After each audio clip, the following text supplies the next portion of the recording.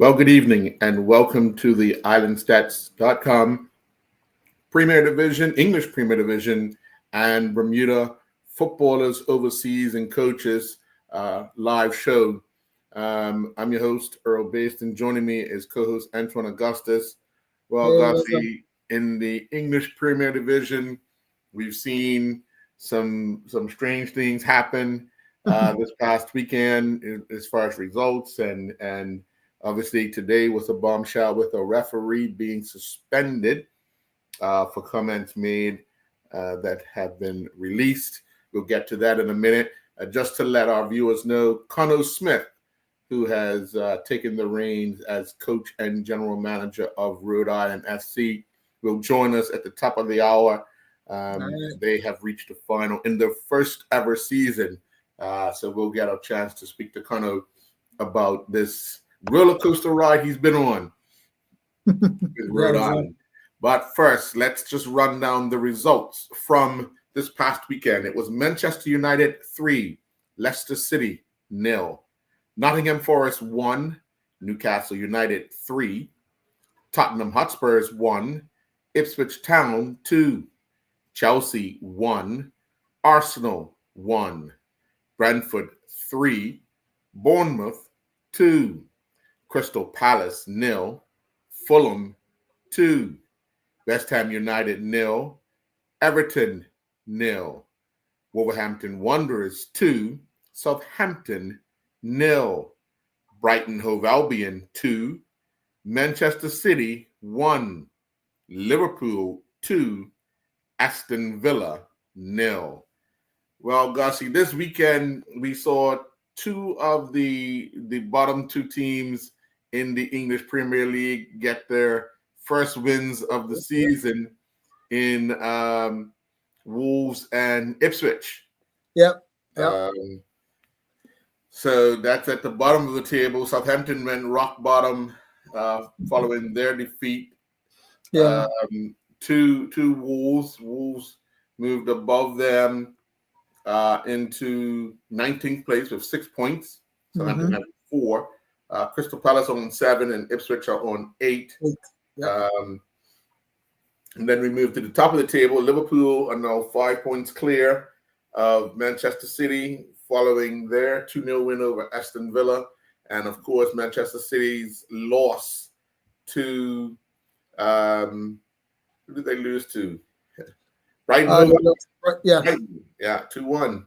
And of course, Arsenal's 1-1 draw with Chelsea yesterday saw them join Chelsea on 19 points, as well as Nottingham Forest and Brighton all have 19 points from 11 games. So let's jump right into we are going to discuss and hear the incident with the referee, but we'll do that after the commercial break. Let's jump right into the top of the table here. Liverpool's win against Aston Villa. Your thoughts? Oh, good victory for Liverpool. I think Liverpool was Aston Villa. Liverpool. Aston Villa played Wednesday night for Champions League. And Leicester City. Liverpool played Tuesday. So I guess they had a little break, a longer break than Aston Villa. But I got to see, Liverpool is now starting to hit their stride. I got to give it to them. They're looking to try to win this league and win this league easily outright. So it's not even December yet, but I feel that they're starting to make their run. They're showing that they can win this without club. Yeah, well, we can refer to the fact that everybody's having their injury problems. Yes. Liverpool's been lucky so far with certain players staying healthy. Yeah. That has allowed them to continue their run. Yeah. So Aston Villa has quite a few injuries too. Well, yeah. Liverpool has quite a few injuries as well. So yeah. I'm looking at the nucleus of their squad that is contributing has remained healthy. Yeah. And as long as they got Van Dijk, they're straight. Well, let's jump on that Manchester City issue. City, I don't know what's that. That's what 4 or 5 losses in all competitions. Yeah, 4. 4. 5, like 5. Yeah, 5 exactly. Yeah, 5, and that's heartbreaking. I don't know what's going on with City. You know, you lose to Borford. You lose to my new coach, Sporting Lisbeth. Mm-hmm. You Tottenham. Well, Tottenham was the last time you lost. Yeah, so first time you lost. But it was 2-1, 2-1, 4-1, and 2-1. Like it does that sound fishy? Something what's going on with that one, City? You know, Have teams figured out how to mark Haaland now? well, yes. Yes. I'm gonna say yes, because mind you, actually, Manchester United, we found a way. I guess they saw Ten Hag's FA Cup FA Cup video, because we closed him out. He didn't score in that game. So I don't know. I think he's is he playing for an injury? That's another question. Yeah, he didn't take a break. If you look at it, because he went to the States and played their preseason tour. He played in those games with the youngsters. Yes. So maybe he doesn't on tired legs. Yeah, probably is. He probably is on tight legs. Everybody's asking for him to do a lot, especially City. They're asking for him to do a lot. So he could be tired. He really is. Could be tired. But City still has. I don't know, like what's going on. I really don't understand. Who's in goal for him? Like who's a defense? Like Stearns is what is Stearns injured? Is Kyle injured? Like, come on. I don't know. Wow. I don't know. City is something's wrong. Something. I'm not gonna cry. Woof. I'm not gonna say something's wrong and start thinking the worst. Like that's it. Mm-hmm. Or actually, you know what? It could be the fact that the court is now getting to the head. Well, could be. So being distracted is now dwindling over into the player side. But no, I honestly well, Brighton's a good team. I think Brighton beat Manchester United. Brighton beat Liverpool. Yeah, they're up to 6. Yeah, so they have beat top teams. So I can't take them away. Can't take that away from them. I ain't taking the 3 points to win from them. They have beat top teams this season. They're doing pretty good. So they're doing all right. Like, yeah, they beat Liverpool.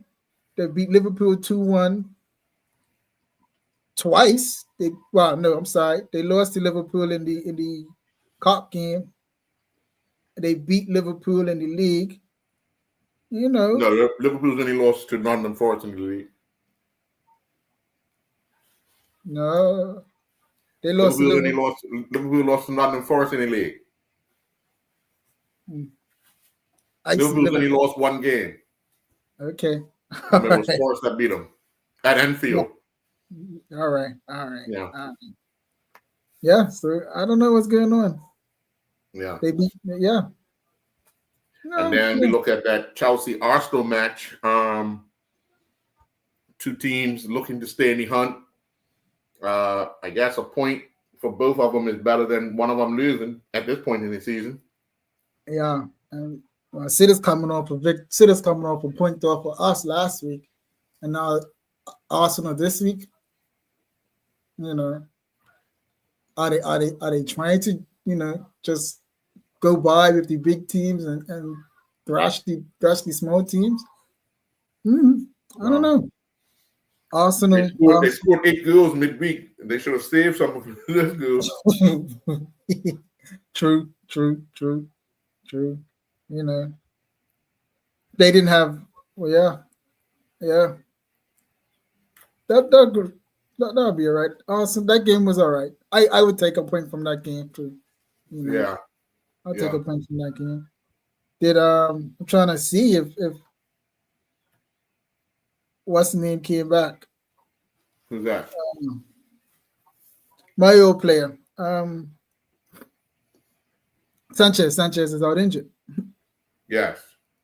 So Sanchez is out injured. So I don't know. It's all interesting times for everybody. Yeah. You look at it, Nottingham Forest, who were sitting pretty, they lost to Newcastle. Yes. That hurt. Yeah, Newcastle's coming off a victory last week. Mm-hmm. So yeah. Like I said, the season's getting down to the nitty. Well, I wouldn't say to the nitty gritty. Everybody's starting to catch themselves. Everybody's started to familiarize with their coaching philosophy, their coaching stats, and especially the bottom of the half teams, bottom half table teams.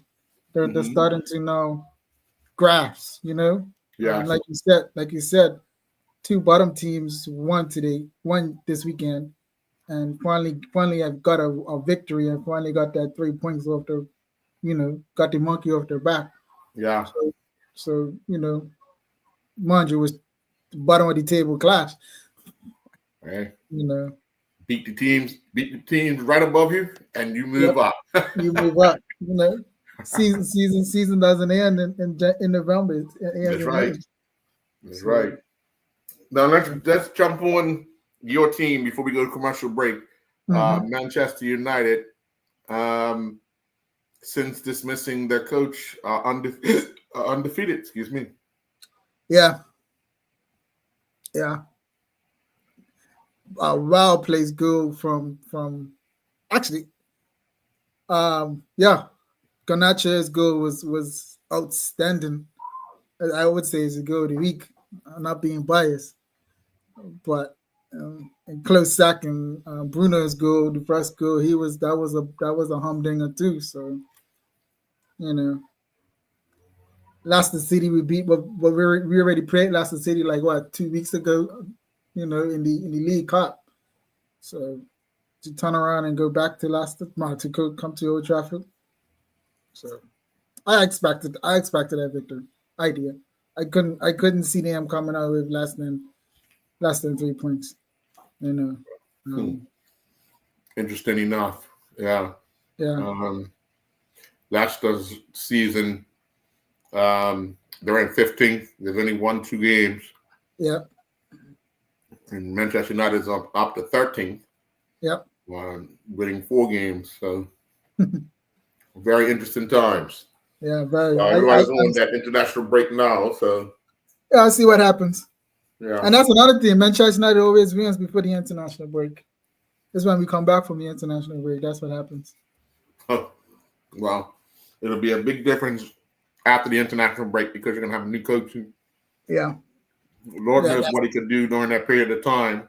That started today. Yeah, he started today. So, well, yeah. He should have started today, but I think their work permits are filling them back. So, yeah. Well, let's take our first commercial break. When we come back, we're going to talk about the incident today that saw an English Premier Division referee suspended, effective immediately. We'll be right back.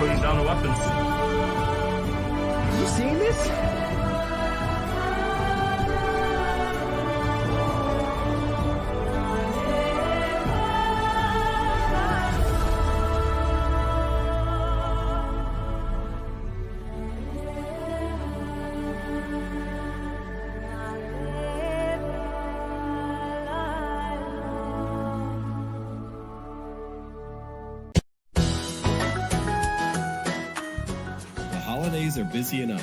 Why not let Lindo's Drop It take a little off your plate? From St. David's to Somerset, Drop It delivers from Lindo's straight to your door. It's easy, convenient, and leaves you with more time for friends and family. This season, let Lindo's Drop It make holiday shopping as effortless as the holidays should be. Order now and let us handle the rest. Lindo's, why go anyplace else?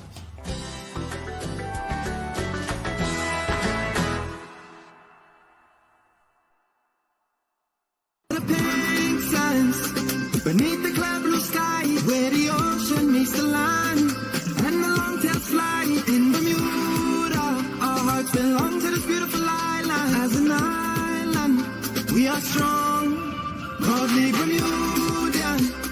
In every single way, from the sunrise to the sunset, and every single day for over 135 years. It's been clear, they just silence proudly Bermudian. Bringing us near.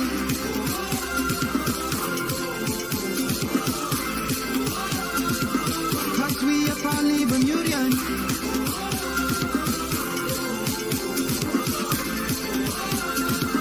Digital is proudly Bermudian.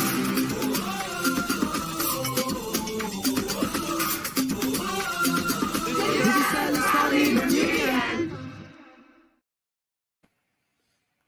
And welcome back. Well, Antoine, Premier League referee David Kute has been suspended after a video allegedly showing him making derogatory comments about Liverpool and the club's former manager, Jurgen Klopp, circulated on social media. This is the actual video, the audio from the video that's been circulating. So what did you think of the Liverpool game earlier when you were fourth official? Liverpool was shit. What do you think of Jurgen Klopp? Cunt, absolutely. What would you say? Why would you say that Jurgen Klopp was a cunt? Aside from having a right pop at me when I ref them against Burnley in lockdown, then he accused me of lying and then just had a right fucking pop at me, and I've got no interest in speaking to someone who's fucking arrogant. So I do my best not to speak to him. Milner's alright. I get on with so James Milner. You get someone James Milner. You can see me there with mask on. Yeah. Mask on, obviously. Yeah. COVID, got to be done. Social distancing, right? We're 10 meters apart. We have to social distance. Yeah. So, oh my God, German cunt, fuck me. Long story short, Jurgen Klopp's a cunt. Liverpool are all fucking bellends, and we hate Scousers. Apologies for the language that was in the video, but when you have a referee having conversation about a coach, a club, players, and that are like puts the game in disrepute, only because now this person comes in with an attitude towards that particular club, coach, or players. Correct.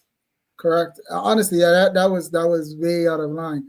From my understanding, this video, this audio, is fairly old, actually. I would say about 2018. Yeah, 2018. 2018, yes, 2018.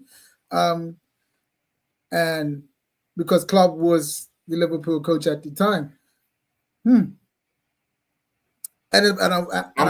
sorry. It was 2020. It was during the pandemic that the video was made. After that, because he officiated the match between Liverpool and Burnley in July of 2020.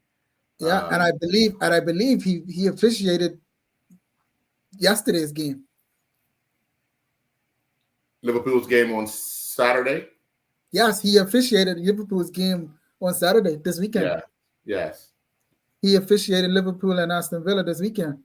Yes. So I don't I don't understand why as a referee, as an ex-referee, I don't understand why do we referees like to voice our opinions. You say, I honestly just keep it to yourself, like, because now you have basically tarnished your career, and I'm gonna say, as far as not just if you are a FIFA listed referee, which I don't think he is. If he is, FIFA's not gonna continue giving you a badge like this, So it's heartbreaking for him. It's like, and as official, as an ex-official, I'm like, my heart's out for him. Like, seriously, this is. But there's honestly, it was terrible. It was absolutely terrible from what we heard. And then he's also, I'm hearing that he said that it was AI. That was not him. That was AI talking. Like, that was a little somebody lip singing, or somebody was putting his voice and changing his, stuff like that. I don't know. I really don't know. Well, if he can come up with the actual recorded audio that shows him in the same position with the people that were in the video with him, and it has different audio, then maybe he does get off. But until that happens, people got the chance to see his face, his lips moving. They got to see that. Yeah, and I think he's. I don't know if to. So I'm just looking at my referees group, like little group that we still have. I think he came out and to apologize. I don't know if it's the real video of him coming to apologize, but apparently he came to apologize for what he said. But wow. But it's this social media, like, honestly, and I, as a referee, former referee, we're human, we're human. We're fans as well, but we still have to cross that, right, is the line between fans and professionalism. Yes. It has to be, to be shown. It has to be, well, it's similar to if a player after a game or a coach after a game publicly bashes the officiating or the officials. Yes. They're staring at a suspension. Yes. So now the shoe's on the other foot. It's the same thing, that this official will be staring at a suspension of sorts. Now, the difference is this: once his suspension is up, which shouldn't be no longer than whatever a player gets for bashing a referee. Yes. Yeah. Is he allowed back in to officiate? Where does he start? I only say that because you don't want to say the offense, because he committed the same offense as a coach or a player did. Committed the same offense. Yes. But you don't want to turn around and say, okay, well, you're banned for life for saying that when you give a player one game or a coach one game. I understand. I hear you, but you hold people hold the officials very highly. As you know, like you can't. Like I said, there's a difference between being a fan and a difference between officials. Officials will always got to be right. That's why, that's one thing you never hear that an official. A lot of people would love to hear this. A referee or official will go in the press room and talk about the decision that they made. We can't do that. We 9 times out of 10, if a referee has made a bad decision, they're getting backlash in the back room, and you know that. Yeah. as a coaches out there in the press conference bashing the official, Mm-hmm. the Macho Sasa is probably bashing the referee. Yes, that happens as well. Yes, It happens, but honestly, and like I said, this genre, this year, these days of social media, you gotta watch what you say. You gotta watch what you do. Like, I'm still trying to figure out why now. Why is this being released 4 years after it's been recorded? And the fact that Liverpool won, yes, it wasn't like Liverpool lost. So you know what I mean. I'm just. Yeah, and you just refereed their game, like literally their game. I honestly, I don't know why. I don't know why. Why would somebody leak that, like at this point? Right. Right. Why would somebody do this at this point? Like, this is not. And he's a good referee. He's a good official. He's really good official. Right. So I don't know what's the being like. I don't know what he was. I think you said 2020, 2018. 2020, yeah. He wasn't even in the Premiership League. Yes, he was. I'm sorry. He was. Yeah. Because he started officiating in 2018. Yeah. Yeah, he's just starting out. So 2 years in. 2 years in, exactly. Well, Antoine, we're gonna break off this. We're gonna take a commercial break, and when we come back, we're gonna be joined by Conor Smith, the Rhode Island head coach and general manager, talking about he's in his final, so we'll be jumping on that conversation momentarily. We'll be right back. Cool. Over the pink fence, beneath the clear blue sky, where the ocean meets the land, and the long tail fly in Bermuda. Our hearts belong to this beautiful island. As an island, we are strong, proudly Bermudian. In every single way, from the sunrise to the sunset, and every single day, for over 135 years, it's been clear. This silence proudly Bermudian, bringing us near.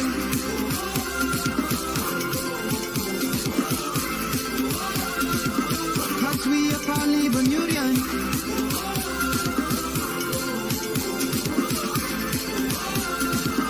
This is silence proudly Bermudian.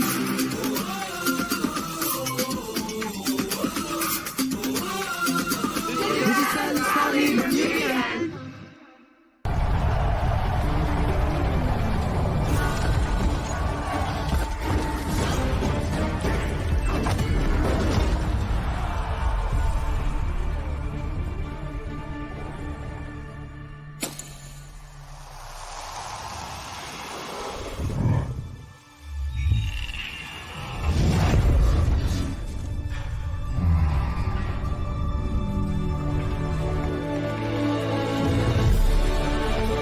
Putting down the weapons. You seeing this?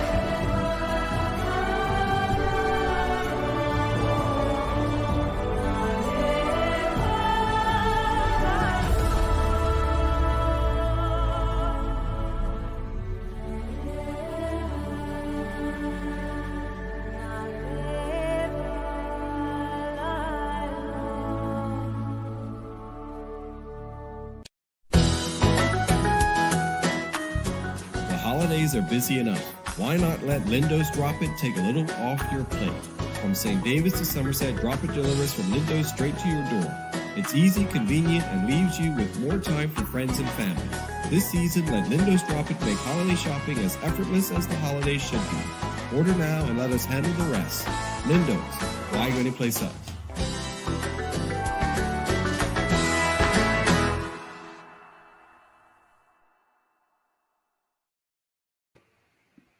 And welcome back. Well, welcome, Mr. Smith. Good evening. How we doing, gents?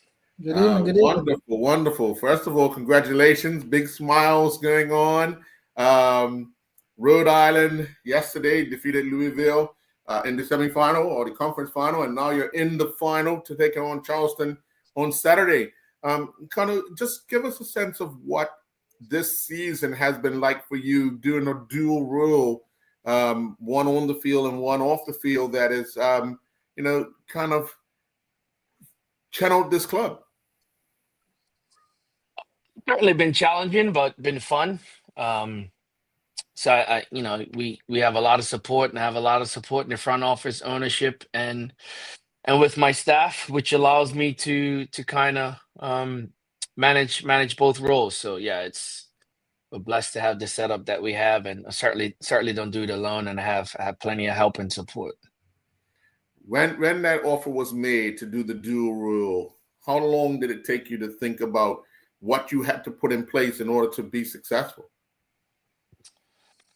I just try to base it off my experience in the league already. I think it's a lot of clubs do it.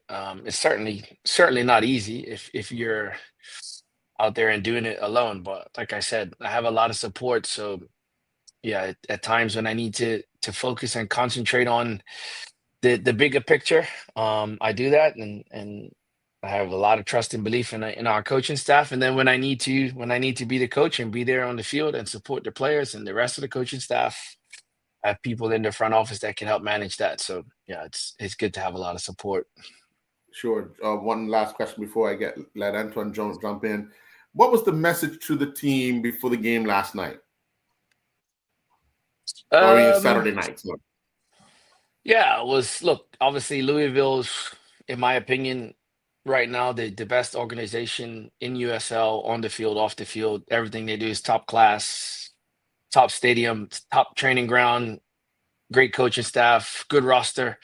And they only had lost once at home this season. That was to us. So we obviously believed that we could go in there and do it because we did it before, but we certainly didn't think it was going to be easy. That was the only time they dropped points at home the whole entire season. They were first in the league standings, set a record number of goals, wins at home, like you name it. They set so many records. So ultimately it's playoff football, and that's how the league is structured in this country. So it's anybody's game at that point. It's a whole new season, so to speak. So we believed we could beat them, and we certainly respected them. But yeah, we believed we could beat them because we already did, and we didn't fear them. We respect everybody, but we don't fear anybody. Sure. Antoine? Yeah, kind of. I just want to say, well done. I really admire you. You have really taken football from dandy times straight up into where you are right now as GM and coach. I'm going to be straight up. How many people have you been looking at in Bermuda to bring along, or? Yeah, I get asked that question a lot, and my answer is always the same.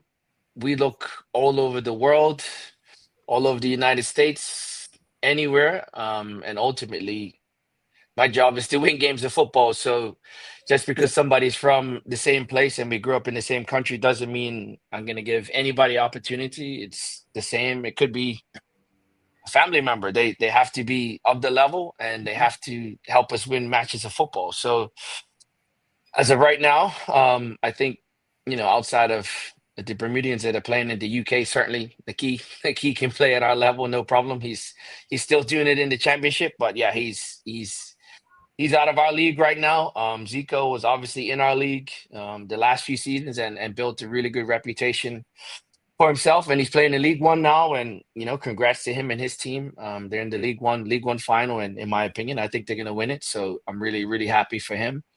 But yeah, it's no Bermudian right now, and on the top of my head that's on our radar that I could see helping and impact our team and improve our team, and that goes across scouting across the board. As you can imagine, I get sent players all day, every day, multiple times from multiple agents on multiple platforms, and my answer is always the same. I'm not looking at anyone that I don't think right now, because of where our team is at, that unless they're going to improve our starting 11. I don't need people to fill the roster. I don't need people to be substitutes. Like, we want to continue to get better, and that's the players that are going to push players out of our starting lineup. That's the players we're looking at now, and hopefully at some point we're coming back to Bermuda in the spring for some preseason matches. So we're working with the BFA on that. So hopefully, again, Bermuda will get to see exactly the level of what a USL Championship player is. Yeah. I see. Good, Antoine. Sorry. Right. Yeah, like you said, you guys were here for your spring break, your spring training early this year. I did get to see a game or two. You guys were doing pretty good, and I think this is your first season. To now, you guys are flourished. You guys are in the finals, so congrats on that one. Just one little question. Before.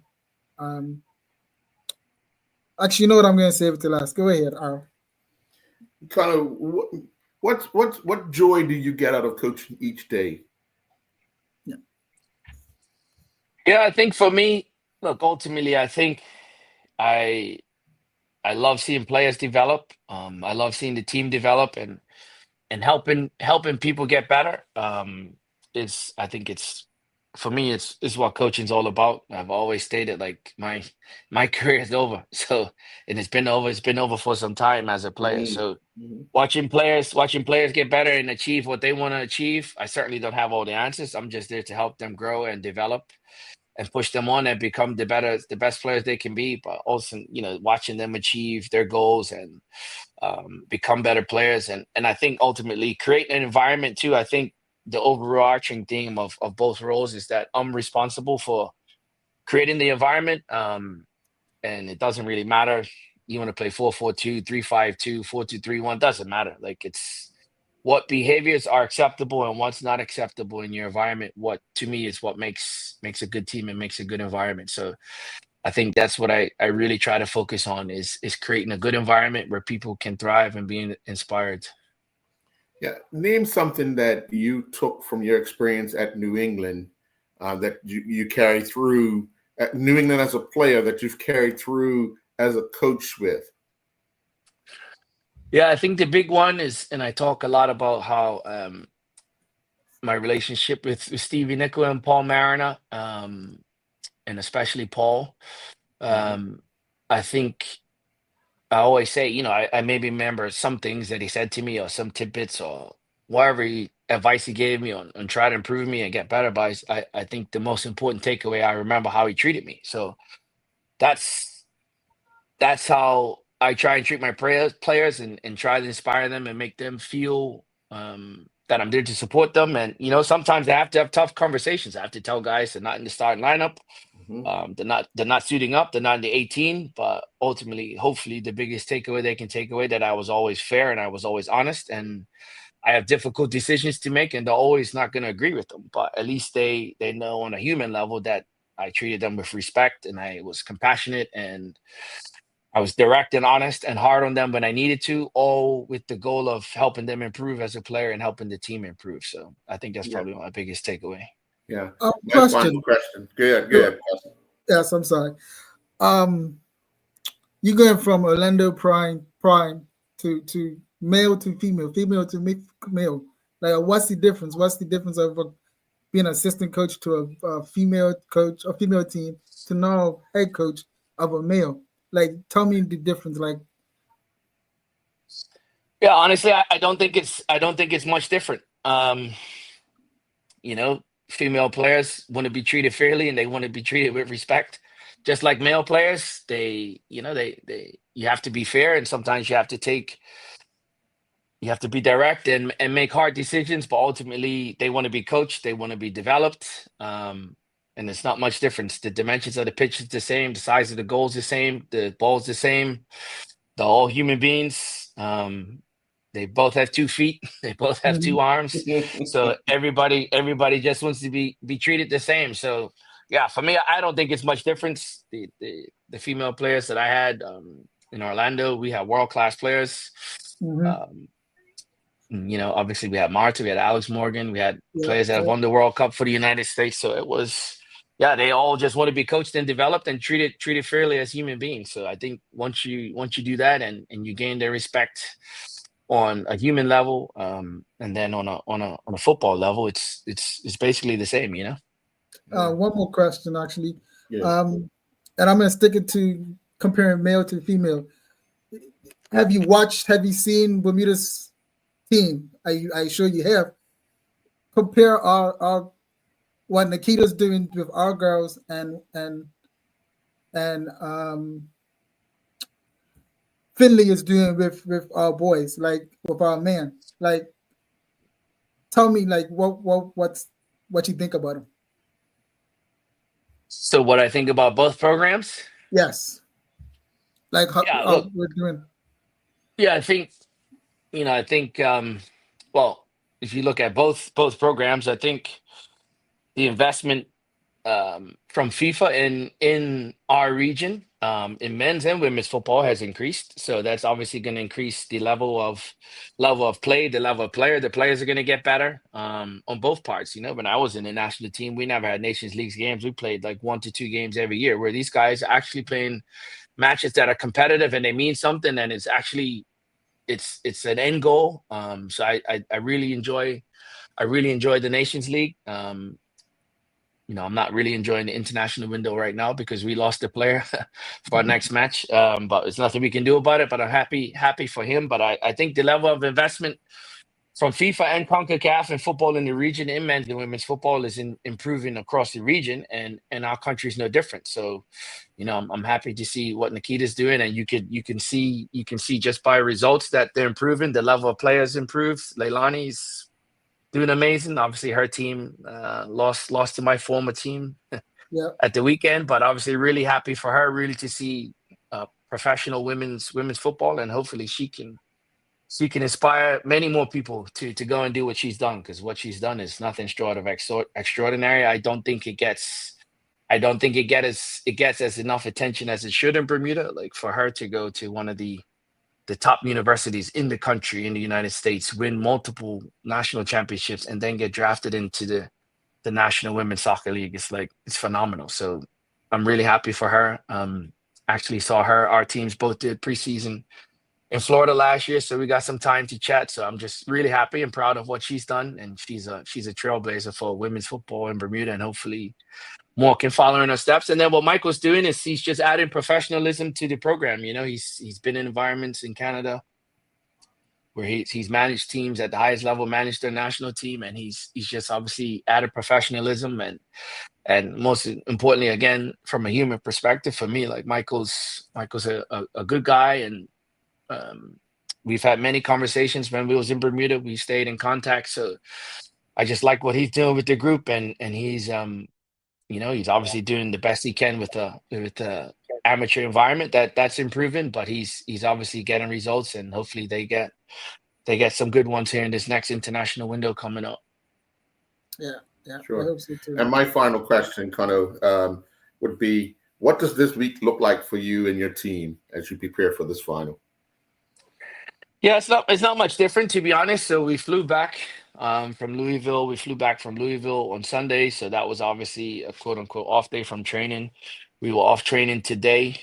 So then what we normally like to do, how I like to do it, is have a 4-day training week leading up to a match. So, what we would have done in 2 different scenarios, if we would have hosted the match, if we would have played Tampa, we would have hosted the match on Sunday, but obviously they lost to Charleston, so Charleston gets to host the conference final. So we go to Charleston, which is on Saturday. So what we'll do, we'll just train Tuesday, Wednesday, Thursday, Friday, fly after we train here on Friday. And then, but what we would have done if the game was Saturday, we would have trained Tuesday, Wednesday, been off Thursday, trained Friday, Saturday. So I like to have 4-day lead-ins to the week. But for the most part, the exercises and things that we're doing now, some of them are specific to the opponent, but we also have to stay ourselves and stay true to who we are, with some little minor tweaks to what the opposition does. Yeah. Well, we want to wish you all the best on the weekend in the final. Also, you mentioned Zico Lewis is in the final as well. With the international break, not sure if he'll take part in that game or the Bermuda game. As of yet, we don't know. I guess we'll find out when the Bermuda team is announced in the coming days. So again, for you, good luck. We'll be watching and rooting as we did when you were as a player for the New England Revolution. Remember those days of watching you play. So now you're on the coaching side. We want to wish you all the best. Okay. Appreciate it, gents. Take it easy. Okay. All right. Thanks. See you. Alrighty. Bye. We're going to take another commercial break, and when we come back, we'll wrap up this edition of the English Premier and Bermuda Football Overseas Players Show. We'll be right back.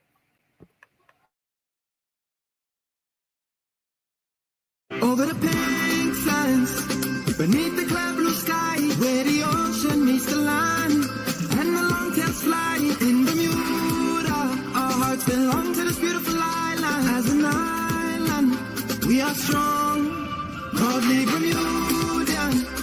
In every single way, from the sunrise to the sunset, and every single day for over 135 years. It's been clear.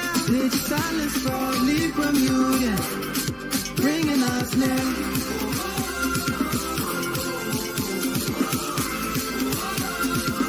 Cause we are proudly Bermudian.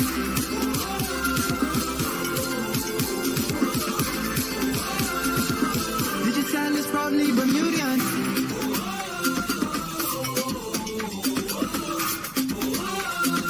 Digital is proudly Bermudian. It's that time again. The Bermuda FA Cup is coming up. Join us for a season of excitement, unity, and unforgettable games. Lindo's is thrilled to sponsor the Bermuda FA Cup, supporting a Bermudian tradition that brings us together. Come for the teams, stay for the atmosphere, and let's celebrate as a community. Lindo's, where football and family come together. Why go anyplace else?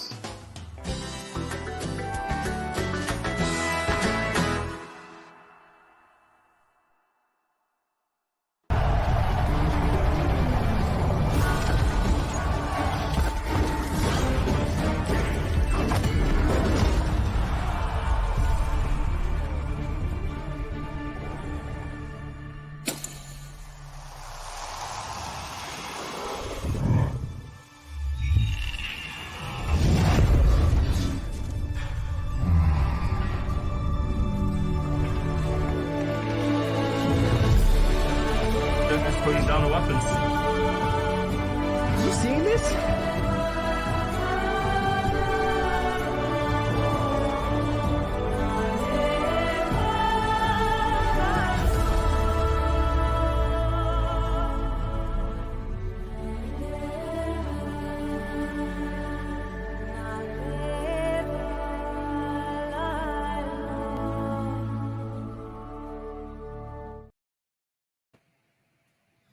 And welcome back. Well, let me give you a rundown of the players, coaches, teams that have played overseas this past weekend.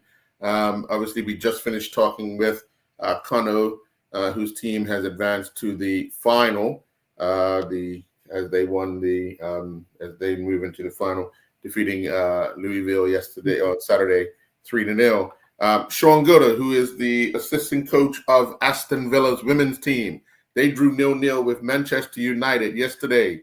And Deshaun Cooper, who is a goalkeeping coach for Queen's Park Rangers, their women's team defeated Cambridge United 4-0 on the road yesterday. For Zico Lewis, he scored the game winner for Union Omaha in their 2-1 semifinal win. They advanced to the final in USL 1. So congratulations to him. Nathan Trott was on the bench yesterday for FC Copenhagen as they drew 1-1 on the road. Jair Parfit was also unused on Saturday as Glentoran claimed a 3-0 win against their rivals, their crosstown rivals. Kenny Thompson and her Bournemouth Women's FC teammates, they picked up a 4-0 win over Swindon Town. As we know, as we heard from Conno, Leilani Nisbet and her her Chicago Red Star teammates, they went down to Orlando Pride 4-1 in their playoff. Nia Christopher who is also playing in USL, the Women's USL 1 League. She's playing for Fort Lauderdale United. They drew 1-1 with Tampa Bay yesterday. Jasmine Spence and her Newport Town women's teammates, they picked up a 2-1 victory in league play yesterday. Sheila Birch Waldron, who turns out for Sutton United ladies, they went down 3-1 to Ashford United.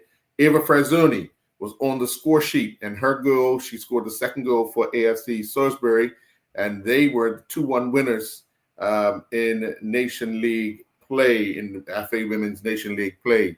And Aaliyah Nerlin was the provider yesterday for the Bradford City women's team as they won 4-0. Nerlin had 2 assists in the game.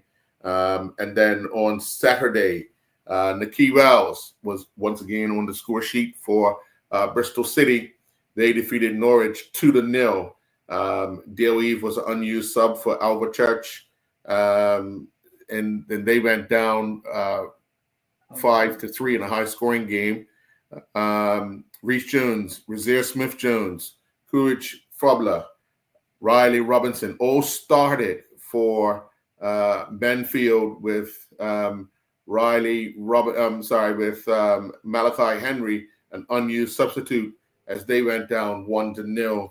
So 5 Bermudians in one team. Norrie Scott scored the winner for Lansing in their 2-1 win over Ashford United. Willie Clemens and Felix Stowe and Walton FC, they were able to pick up 3 more points with a 2-0 win over Cambridge City. Keziah Martin and his Rushnell Olympic FC teammates, they went down 3-1 to Radcliffe. Harry Twite and his Lowbrow Student FC men's teammates, they went down 3-1 as well. Luke Robinson turned out for Whitehawk. They went down 2-1 to Canvey Island. Milan Butterfield and his Bashford United teammates, they went down in a shootout 4-3 to Whitby Town. Mazai Simmons and his Hockletown teammates were defeated. They defeated North Town 2-1, and Reggie Lamb and his Needham Market teammates, they went down 1-0 to Chester. And Janai Butterfield Steed was an unused sub as his Barnoak Town teammates edged St. Helens 1-0. So that's a rundown of all our overseas players who suited up this weekend or watched from the sideline. We obviously have more, and we know this week the Bermuda team will head out to the Dominican Republic as they have 2 international matches, one on Saturday and one on Tuesday. And we'll see how they make out during this international break. But just to go right back to you and to finish the show off, Antoine, you indicated earlier Manchester United's new coach would have started today. Paperwork is holding that up. But what are you hoping he can do over this period of time with all these players away from the club on international duty, and then all of a sudden they come back and they're thrust right back into league play? Mind you, actually, a lot of Manchester United players didn't go on international break, so that's a good plus for us. A lot of our players are injured. A lot of our players turned down international duty. I guess they're eager to see what the new manager, the new gaffer has to say. But it's gonna be interesting. I was just looking at it. He has an easy, I would say, easy first few games. Like, I think he could get a victory out of Ipswich. Then he goes to Everton, Arsenal. Out of the 4, Arsenal and Forest, Nottingham Forest would be the hardest teams to face. And then he has City. So while he has City again, because I think he's already beat City. So he should be doing pretty good. He should be all right. I wanna say that I think that he would do pretty good. I think also I've heard that he has told what's his name, that he doesn't need him. He's gonna work with his staff, and that he doesn't want nobody that was a part of Ten Hag's backroom staff to be with him. So I don't know about that. The last time somebody did that, David Moyes fired the whole Alex Ferguson backroom staff. So I don't know. I really don't. Well, let me ask you: did the club get the standing coach now, or did Ten Hag get the standing coach now? I believe Ten Hag brought him in. I believe Ten Hag brought Van Persie in. Ruben. I believe he was the one that brought him, because I think he was doing some work, some internship, and he basically, wanted to come United. Actually, be talking about internship, do you know that the manager that's now taken, he was intern at Manchester United under Jose Mourinho. So this is not his first time rodeo with Manchester United. He's been to Manchester United before. He knows how we work. So let's see what happens. Like I said, it's been a lot of rumors, a lot of speculators, pundits. Everybody's been talking about this gentleman, and let's just see what he can do. Like we said, the two different leagues. English Premier League is totally different from the Bundesliga, different from the Spanish, different from La Liga, different from Scottish, different from Portugal. It's all different, So Definitely. Let's see what happens. I see good things in Manchester in future, but Okay. All right. Well, thank you very much for joining this evening. We look forward to another show of the Premier Division and are looking at our Bermuda overseas footballers next week. Okay? Also want to say good luck to our boys when they go down to Dominican Republic. Yes, indeed. Yes. Have a good night. You too.